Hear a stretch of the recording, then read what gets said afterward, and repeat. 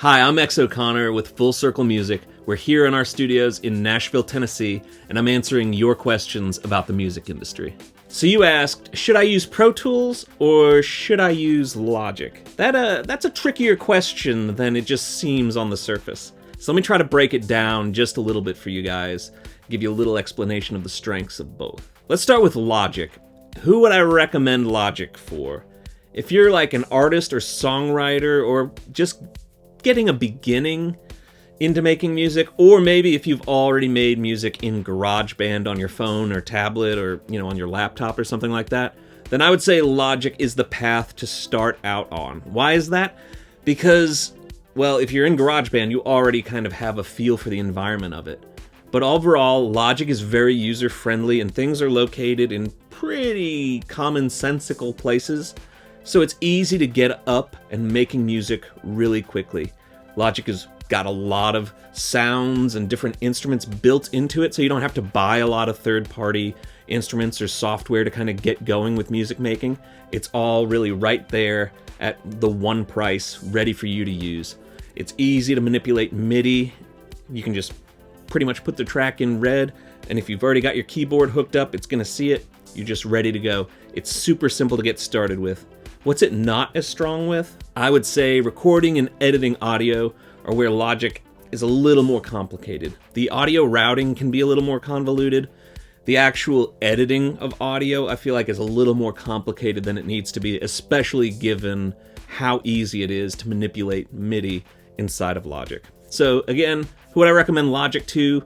Singers, songwriters, artists that are just starting out, or if you just write a lot and you program a lot, definitely would recommend Logic to you. Or if you've worked in GarageBand for a long time, it's going to be really easy for you to move over into the Logic setting. Now let's talk about Pro Tools. Who would I recommend Pro Tools to? Well, if you're like me and you record a lot of live instruments, meaning things you mic up, or just, basses you'd plug in direct, Pro Tools is going to be a little more of where you'd want to go because it handles recording live instrumentation, I feel like, a lot better and a lot easier than Logic does. And it makes the editing of them extremely simple. And it has a few extra audio editing features that Logic just doesn't have. The biggest one being Beat Detective, which is a hugely, immensely powerful tool for actually editing drums, loops, and sometimes guitars and stuff like that. If you like programming, you can still program plenty in Pro Tools, but it doesn't have that same bass level, tons of synths and sounds and stuff built into it. With Pro Tools, if you want to do that kind of stuff, you'll have to spend some extra money to get third-party instruments and stuff like that. Pro Tools is currently more of the recording industry standard, so it's what most professionals are using.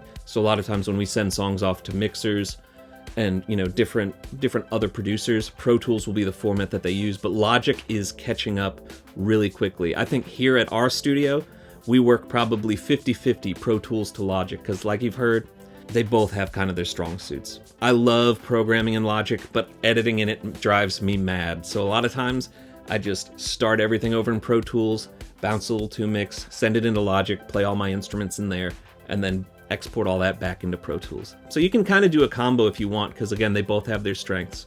But if you're just starting out, songwriter, artist, producer, that you love playing instruments, virtual instruments, programming, Logic's going to be your guy. If you're doing a lot of live recording, a lot of band work, a lot of editing, Pro Tools is going to be the one for you. So hopefully that information helped you out.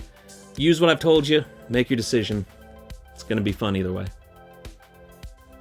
Thanks for watching. If this video was helpful to you, make sure you smash that like button below. It would really help us out. And if you guys haven't subscribed to the channel yet, make sure you subscribe to our channel because we've got tons more videos coming out just like this where we'll be answering all the questions that you have about the music industry. If you guys have any additional questions, feel free to leave them in the comments below, or if you're interested in a very specific free training class that answers a lot of your questions about actually getting a career in the music industry, then click right here. Or if you just want to see the next video that answers another popular question about the music industry, click right here.